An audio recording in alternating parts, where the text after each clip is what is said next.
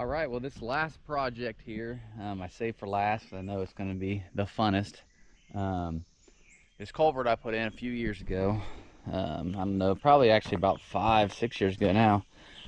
They got a couple inches of rain down here in a matter of a day and a half, and just a ton of rain come down through here, washed all this small rock that was up there down here. It completely clogged the culvert.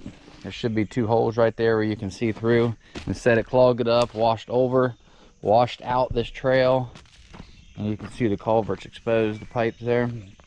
So what I'm gonna need to do is dig all this out, get that cleared out. I'm gonna put some bigger rocks up in here to help hopefully catch that, and then put some of that rock over top the trail to cover up these pipes.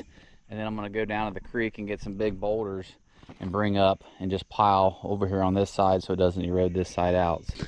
Let's get the backhoe set up, see if we can have the backhoe do some of the work, and then the rest of it we'll have to do with the shovel.